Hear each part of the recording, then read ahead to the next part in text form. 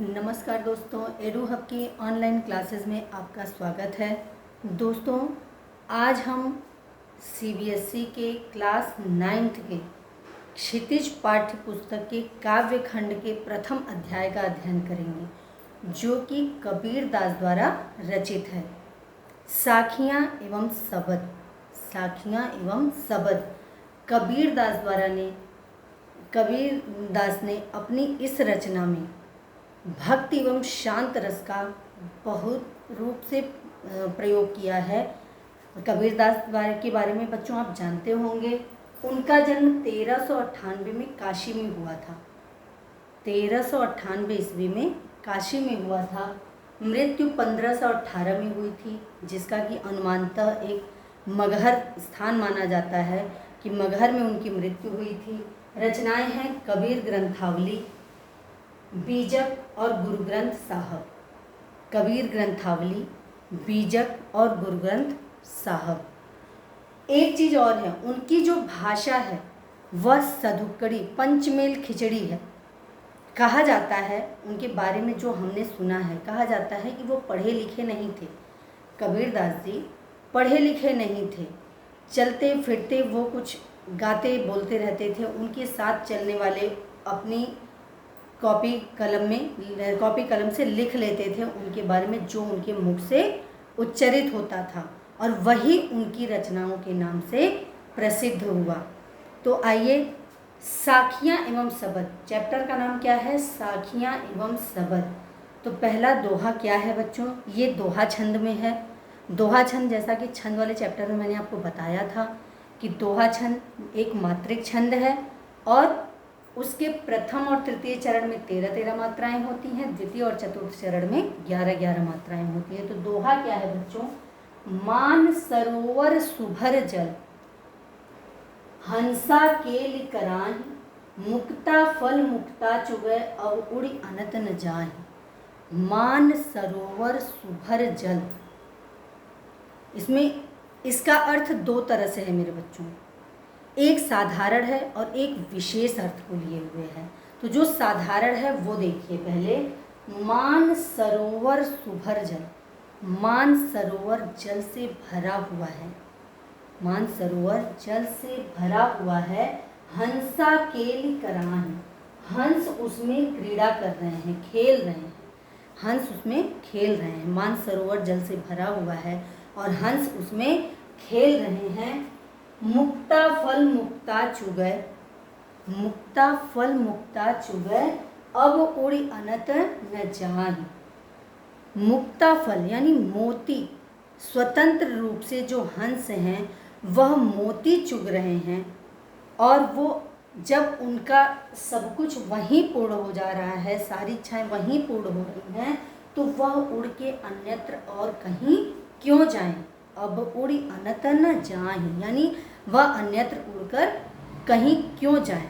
अब जो विशेष अर्थ है बच्चों, वह यह बताता है इसमें कि मान सरोवर सुभर जल, यानी ये जो संसार है, मान सरोवर भरा हुआ जल है, और मुक्ता, हम जैसे प्राणी जो हैं, हंस, हम लोग यहाँ पर क्रीड़ा करते हैं, अलग अलग की कलाएँ करते हैं, अलग अलग तरह से जीवन यापन करते हैं। इस तरह के अगर हम भक्ति भाव में लग जाएं, यानी भक्त की भावना हमारे अंदर यदि आ जाए, तो वह भक्त की भावना मान सरोवर के समान हो जाएगी, और उसमें जो क्रीड़ा है यानी भक्ति रस है, जो भगवान के प्रति प्रेम है, वह एक क्रीड़ा के समान हो जाएगा। और सारे सुख यदि यहीं प्राप्त हैं तो हम अन्यत्र कहाँ जाएं। यानी भगवान की भक्ति में अगर सारे सुख प्राप्त हैं तो हमें अन्यत्र कहीं और जाने की आवश्यकता नहीं है। इसमें जो इसका प्रसंग और संदर्भ है बच्चों, यह क्षितिज पाठ्य पुस्तक, जैसा कि मैंने आपको पहले भी बताया है, इसमें कबीरदास ये बताना चाहते हैं कि सांसारिक विषयों, काम क्रोध लोभ मद मोह, ये सारी जो चीज़ें हैं से मुक्त व्यक्ति के बारे में बताता है। इन सारी चीज़ों से मुक्त व्यक्ति कौन हो सकता है? वह व्यक्ति वो होगा जो कि सांसारिक मोह माया को त्याग कर भगवान की भक्ति में रम जाए, भगवान की भक्ति में अपना जीवन बिताने लगे। तो जो इस तरह का जीवन बिताने लगेगा उसका जीवन बड़ा ही सुखमय हो जाएगा, आनंदमय हो जाएगा। तो इसकी विशेषताएं क्या हैं बच्चों? जो व्याख्या है उसकी विशेषता देखिए। कबीर ने मनुष्य को सांसारिक मोह बंधन से मुक्त होने की प्रेरणा दी है। यानी इस दोहे में कबीरदास ने क्या कहा है कि सांसारिक मोह माया को त्याग कर, सांसारिक मोह माया को त्याग कर अपने जीवन को स्वतंत्रता पूर्वक यानी भगवान की भक्ति में विलीन होकर बिताइए।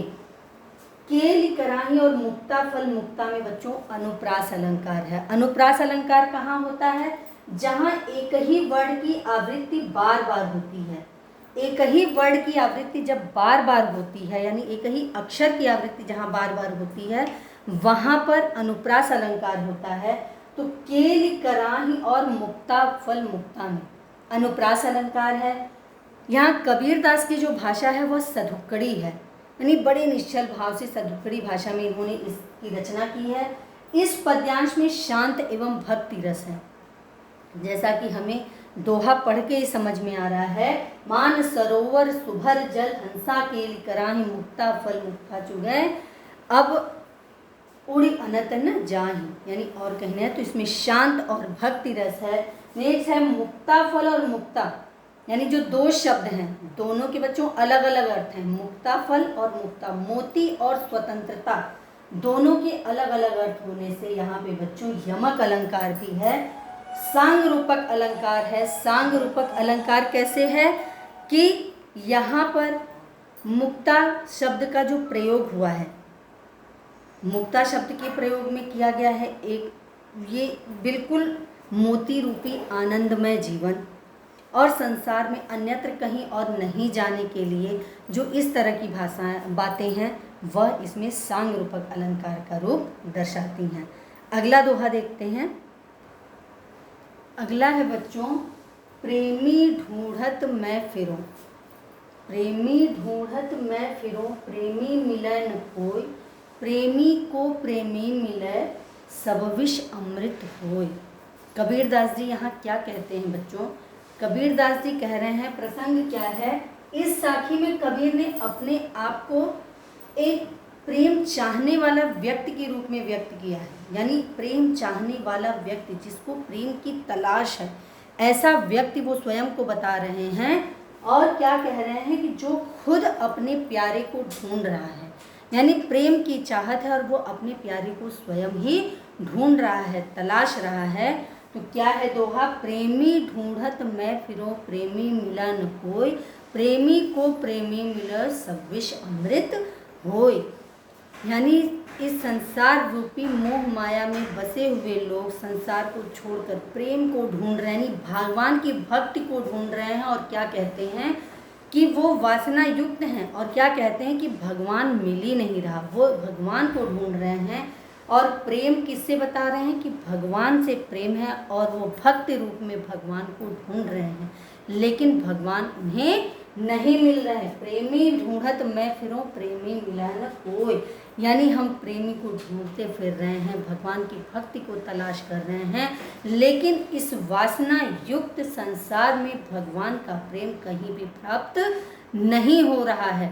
अगर बच्चों दिल से अच्छे से एकदम स्वच्छ दिल से आप भगवान की इच्छा रखें, भगवान को चाहें, तो भगवान की प्राप्ति अवश्य होगी, भगवान हमें दर्शन अवश्य देंगे। क्या कह रहे हैं? प्रेमी को प्रेमी मिले, यानी जो चाहत है, जो दिल से चाहता है, जो चाहता है कि भगवान की भक्ति मुझे प्राप्त हो, उसे अवश्य मिलेगा। सब विष अमृत होय, सब विष अमृत होय से बच्चों मतलब है कि अज्ञान रूपी अंधकार हमारे अंदर से, यानी जो विष के समान है अज्ञानता, वह हमारे अंदर से समाप्त हो जाएगी और अमृत के समान ज्ञान का प्रकाश हमारे अंदर फैल जाएगा। अगर हम सच्चे दिल से भगवान की तलाश करते हैं, भगवान की भक्ति करते हैं या उनके प्रेम में अपने आप को विलीन कर लेते हैं, तो भगवान की प्राप्ति अवश्य होगी। और जिस दिन भक्ति रूपी प्राप्ति हो गई, यानी भगवान की प्राप्ति हो गई, वहाँ उस दिन हमारे अंदर से अंधकार रूपी विष या अज्ञानता का विष समाप्त हो जाएगा और ज्ञान रूपी प्रकाश अमृत के रूप में प्रसारित हो जाएगा और फैल जाएगा। इसमें विशेष क्या है बच्चों? इस पूरी पंक्तियों में, इस दोहे में विशेष क्या है कबीर ने निर्गुण ईश्वर के प्रेम को पाने की इच्छा व्यक्त की है। यानी कबीरदास ने निर्गुण प्रेम यानी जो बिना छल कपट के जो प्रेम की चाहत है उसकी इच्छा व्यक्त की है। प्रेमी शब्द की आवृत्ति, कई बार प्रेमी शब्द की आवृत्ति हुई है, तो प्रेमी शब्द की आवृत्ति से इस काव्य में सौंदर्य चमत्कार हो गया है। प्रेमियों के मिलन की सुखद अनुभूति प्रतिकूलता को अनुकूलता में बदल देती है, प्रतिकूल परिस्थितियों को भी अनुकूल बना देती है। इसमें भक्ति रस है बच्चों, पूरे दोहे में भक्ति रस है और यमक अलंकार है। प्रेमी शब्द की आवृत्ति कई बार हुई, एक प्रेम चाहने वाला और एक प्रेम, दोनों कहे, दोनों के अर्थ अलग हैं, तो उसकी वजह से यहाँ पर यमक अलंकार है। अगला दोहा है मेरे बच्चों, अगला है हस्ती चढ़िए ज्ञान की सहज दुलीचा डार, स्वान रूप संसार है भूखन दे झक मार। हस्ती चढ़िए ज्ञान की, यहाँ पर शब्द का अर्थ समझिएगा बच्चों। शब्द का अर्थ क्या कहता है? हस्ती का मतलब है बच्चों हाथी। इसमें कबीरदास जी ये कहना चाह रहे हैं कि जिस प्रकार हाथी पर बैठा हुआ व्यक्ति, यानी सिर्फ शॉर्ट में प्रसंग के रूप में जानिए कि ज्ञानी बनने या ज्ञान प्राप्ति की इच्छा रखने वालों को सावधान किया है। यानी जिसे इस संसार में उच्च कोटि का बनना है या बहुत ऊंचा उठना है, तो उसे किस प्रकार सावधान रहना चाहिए, इस तरह से कबीरदास ने उसे समझाया है। हस्ती चढ़िए ज्ञान को, हस्ती मतलब है हाथी, चढ़िए चढ़ना, ज्ञान के लिए कहा है। सहज मतलब साधारण रूप से, दुलीचा यानी उस पर जो बिछाया जाता है डालकर, यानी ज्ञान रूपी हस्ती पर सवार होइए बिल्कुल सहजता के साथ, साधारण व्यक्ति के रूप में, यानी अहंकार को त्याग कर ज्ञान रूपी हाथी पर सवार हुए। अगर ज्ञान को प्राप्त करना है, पूरा परम तत्व में यानी परम तत्व में विलीन होना है, ज्ञान को प्राप्त करना है, तो सरलता बहुत ही आवश्यक है, अहंकार को त्यागना आवश्यक है। क्या कह रहे हैं? अब इसमें भी दो अर्थ होंगे बच्चों, एक विशेष अर्थ लिए है, एक साधारण अर्थ है। तो साधारण क्या है? हाथी पर चढ़ा हुआ व्यक्ति जब हाथी के ऊपर बैठ गया, जो हाथी पे सवार है, तो उसके पीछे से कुत्ते चाहे जितने भौंके वह विचलित नहीं होता है। अपनी मस्ती से हाथी भी चलती जाती है और वह भी पूरी तरह से स्वतंत्र होकर, आज़ाद होकर, शांत प्रिय होकर उस पर बैठा रहता है। तो क्या है कि जिनको ज्ञान प्राप्त करना है, जिनने बहुत उच्च कोटि की विशेषता को जानना है, तो वह ज्ञान रूपी हस्ती पर, हाथी पर सवार हो जाए और सहज बिल्कुल सरलता के साथ, यानी अहंकार को त्याग के, स्वान रूप संसार है, यानी ये जो संसार है यह कुत्ते के समान है। स्वान का मतलब होता है कुत्ता, यह संसार कुत्ते के समान है। भूखन दे झक मारे, उसे भोंकने दो। अगर आप सफलता की सीढ़ी चढ़ते हो बच्चों, तो उसमें कहीं न कहीं व्यंग्यात्मक तौर पे या कुछ कमियों के तौर पे लोगों का बोलना चलता रहता है। अगर आप लोगों की बातों में आकर रुक गए तो सफलता तक नहीं पहुंच पाएंगे, अपनी मंजिल तक पहुंचना बड़ा मुश्किल होगा। इसलिए सांसारिक बातों को छोड़कर, यानी संसार में जो लोग हैं वह एक कुत्ते की भांति हैं, सफलता को प्राप्त करने वाले या उच्च कोटि पर पहुंचने वालों के रास्ते में बाधा के रूप में वह आते हैं। तो उनकी बातों को ध्यान न देकर अपने रास्ते में बड़ी सरलता के साथ अहंकार को त्याग कर आगे बढ़ते रहना चाहिए। विशेष क्या है बच्चों? इसमें पूरी विशेषता देखिए। कबीर ने ज्ञानी को सहजता का व्यवहार करने की सीख दी, यानी बिल्कुल विचलित नहीं होना, परेशान नहीं होना, किसी तरह का अहंकार नहीं रखना। इस तरह की बातें कबीरदास ने जो ज्ञान को प्राप्त करने वाला है उसको इस तरह की बातों की सीख दी है। दूसरा क्या है? संसार को ज्ञानियों पर कटाक्ष करने वाला बताया। यानी ये जो संसार है, जैसे हाथी चलता है तो कुत्ते भौंकने लग जाते हैं, उसी प्रकार जब कोई आगे बढ़ता है तो यह जो संसार है यह कुत्ते के रूप में भौंकना शुरू कर देता है। तो कटाक्ष यानी व्यंग किया है कबीरदास ने कि इस संसार को कुत्ते के रूप में बनाया है और यह व्यंग किया है। रूपक अलंकार की छटा विद्यमान है बच्चों, यानी इसमें रूपक अलंकार का प्रयोग है। झक मारना, झक मारना एक मुहावरा है। शांत रस है, यानी बिल्कुल शांत प्रयोग, किसी की बातों से विचलित न होकर आगे बढ़ना शांति का प्रतीक है। अगला दोहा क्या कहता है? अगला दोहा क्या कहता है बच्चों कि पखा पखी के कारणे सब जग रहा भुलान, निरपख होय के हरि भजे सोई संत सुजान। पखा पखी यानी पक्ष विपक्ष के कारण, इस संसार में जो लोग हैं वह पक्ष विपक्ष के कारण, यानी कोई किसी के फेवर में होता है, कोई किसी से अगेंस्ट होता है।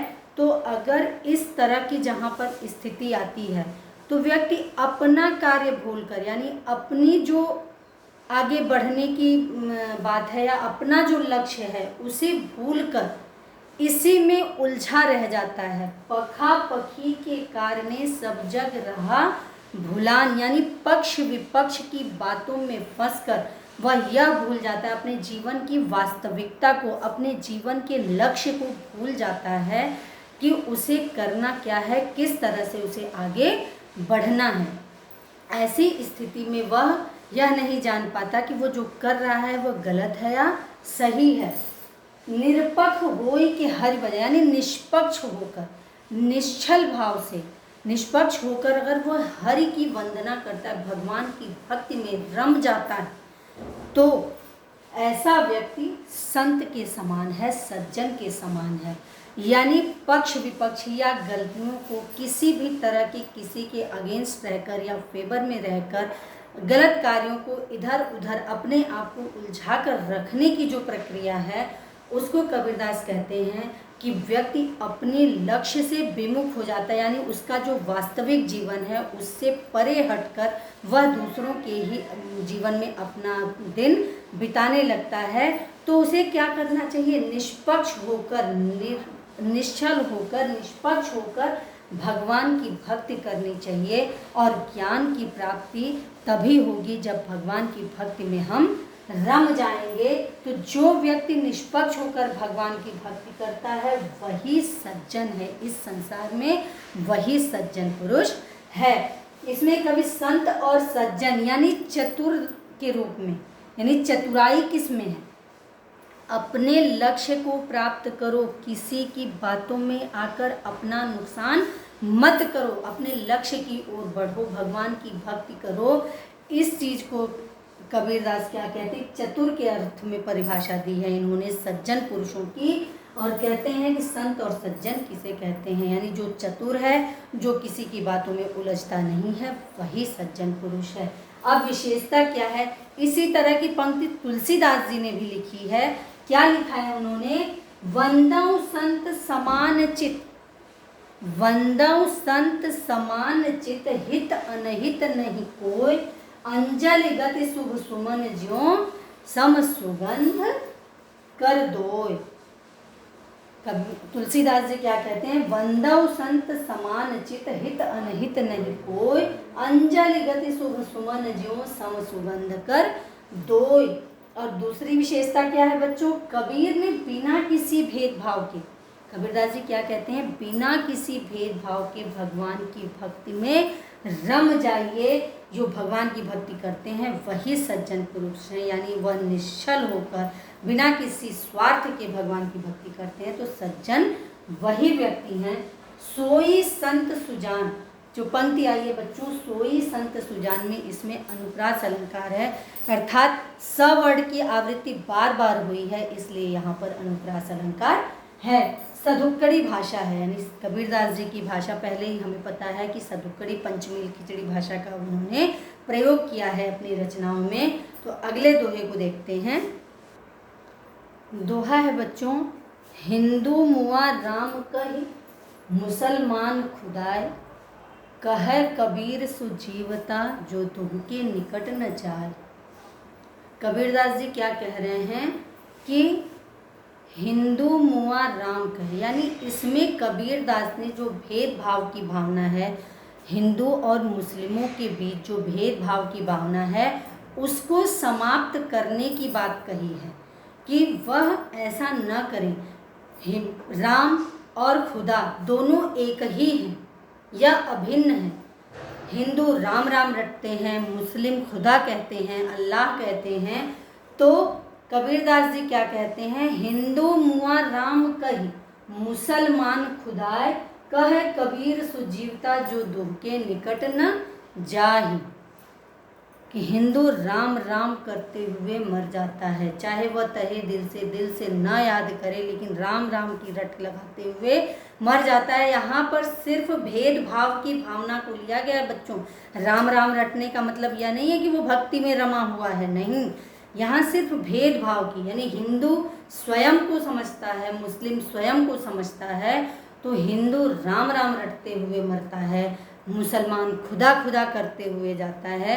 यानी वो आपसी सामंजस्य को नहीं बिठा पाते। वो ये जानते हैं कि राम मेरे हैं, खुदा मेरे हैं। तो जो जीवित मनुष्य, यानी जो जीवंत को, जो परम तत्व को जानता है, जो परमेश्वर को मानता है, वह इस झमेले में नहीं पड़ता। राम भी वही है, खुदा भी वही है। वह इस झमेले में जो धोखे, यानी वह न राम के लिए रट लगाता है, न ही वह खुदा के लिए रट लगाता है। परमेश्वर को जानता है और वह उसी में अपना जीवन बिता देता है। किसी भी तरह की भेदभाव की भावना में अपना समय व्यर्थ नहीं करता है, कट्टरता के लिए आगे नहीं बढ़ता है। अब इसमें विशेष क्या है बच्चों? इसमें क्या है? कबीर ने ईश्वर और खुदा को अभिन्न बताया है। यानी ईश्वर और खुदा, राम और रहीम यानी अल्लाह एक ही हैं, वह अभिन्न हैं, एक दूसरे से अलग नहीं है। उन्होंने द्वैतवाद का मतलब है बच्चों कि जो दोनों के बीच विरोध है, यानी ये दो हैं, तो ऐसा नहीं है, वह दो नहीं है, इसका विरोध किया है। दो नहीं है, यह एक ही है। नेक्स्ट है बच्चों, काबा फिर काशी भया, राम ही भया रहीम, मोट चून मैदा भया, बैठ कबीरा झीम। कबीरदास जी क्या कहते हैं? काबा फिर काशी भया, यानी काबा और काशी एक ही है। हे भक्तजनों, हे संसार के मनुष्यों, आप आपस में लड़ो मत। काबा और काशी में कोई अंतर नहीं है, ये दोनों एक ही हैं। काबा और काशी एक ही है, राम ही भया रहीम, राम और रहीम भी एक ही हैं। यानी आपस में लड़कर अपने आप को अहंकारी और व्यभिचारी मत बनाओ। क्या है? काबा फिर काशी भया, काबा ही काशी है, राम ही रहीम है, रहीम ही राम है, काशी ही काबा है। मोट चून मैदा भया, यानी संसार की इस तरह की प्रतिक्रिया को देखकर कबीरदास जी को बड़ा ही कष्ट होता है, बड़ी तकलीफ होती है। क्या कह रहे हैं? स्वयं को समझाते हैं, अपने आप से क्या कहते हैं? मोट चून मैदा भया, यानी जो मोटा चून है, मोटा आटा है, वह मैदा का रूप ले लिया है। हे कबीर, तू कुछ मत सोच, कुछ मत बोल और स्वयं बैठ के जीम। जीम का मतलब है खाना, ग्रहण करना, भोजन करो। कि हे कबीर, तो इस चक्कर में मत पड़, तू इस दुविधा में मत पड़। इसमें प्रसंग क्या है? संप्रदाय न बांटकर स्वयं को संबोधित करते हैं, यानी बड़ी शिक्षा दी उन्होंने। अज्ञानता को समाप्त करने के लिए कबीरदास ने पूरा जीवन लगा दिया। उसके बाद भी लोगों के अंदर जो ये अत्याचार की भावना है, द्वैतवाद की भावना है, वह समाप्त नहीं होती है। तो वो क्या कहते हैं कि हे कबीर, चाहे काशी ही काबा है, काबा ही काशी है, राम ही रहीम है, रहीम ही राम है। तो अब इसको अगर कोई नहीं समझता है तो मैदा बना हुआ है, आटा मोट चून मैदा भया, यानी मोटा चून हो या मैदा हुआ वही आटा है। तो बैठ के चुपचाप इस संसार में जो भी, इससे कहने का तात्पर्य उनका यह है कि शांति से अपना जीवन यापन करो, अपने से ग्रहण करो, जो जिसके मन में है वो वैसा ही करेगा। इस तरह के भेदभाव को मिटाने का उन्होंने बहुत ही प्रयास किया है। विशेषता क्या है बच्चों?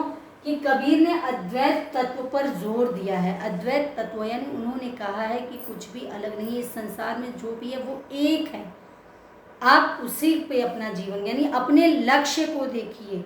सांसारिक मोह माया और किसी भी तरह के छल कपट में न पड़िए। तत्कालीन परिस्थिति के अनुसार मुख्य संप्रदायों में एकात्म स्थापित करने का प्रयास किया है। यानी जो परिस्थितियां चल रही हैं उसमें संप्रदायों को न बांटकर वह एकात्म यानी एक बिल्कुल एकता का माहौल स्थापित करने का प्रयास किया है। वह क्या कहते हैं कि आपस में लड़ने कटने भिड़ने से अच्छा है कि एक को मान लो और अपने जीवन के लक्ष्य को प्राप्त करो। नेक्स्ट है बच्चों, ऊंचे कुल का जन्म या करनी ऊंच न होए। ऊंचे कुल का जन्म या करनी ऊंच न होए, सुबरन कलश सुरा भरा साधु निंदा सोए। ऊंचे कुल में जन्म तो ले लिया हमने, इसमें कबीरदास जी क्या बताना चाह रहे हैं कि ऊंचे कुल में जन्म तो एक अच्छे परिवार में जन्म तो ले लिया, लेकिन अगर करनी ऊंच नहीं है, कर्म अच्छे नहीं हैं या अहंकार की भावना है या किसी के प्रति छल कपट की भावना है तो वह ऊंचे कुल में पैदा होना हमारे लिए व्यर्थ है, निंदा के समान है। परिवार की स्थिति को बुरी संगति में ले जाने का जो श्रेय वो हमारे ऊपर आता है। यानी अच्छे परिवार में जन्म लेने के बाद भी यदि कर्म अच्छे नहीं हैं तो वह बेकार है, उस जीवन का कोई महत्व नहीं है। क्या है? ऊंचे कुल का जन्म या करनी ऊंच न होए, सुबरन कलश सुरा भरा। सुबरन सोने का कलश, सुंदर सा सोने का कलश जो है सुरा भरा, मदिरा से भरा हुआ, शराब से भरा हुआ है, तो साधु लोग उसकी निंदा ही करेंगे, बुराई ही करेंगे, तारीफ नहीं करेंगे। जबकि सोने की कोई वस्तु है, अगर स्वर्ण धातु की कोई वस्तु है तो उसकी हमेशा ही तारीफ होती है। लेकिन सोने का सुंदर सा कलश रखा हुआ है लेकिन उसमें शराब भरी है तो उस सोने की तारीफ नहीं होती बच्चों। वहाँ बुराई सिर्फ और सिर्फ उस मदिरा की होती है, उस नशीले पदार्थ की होती है जिससे वह भरा हुआ है।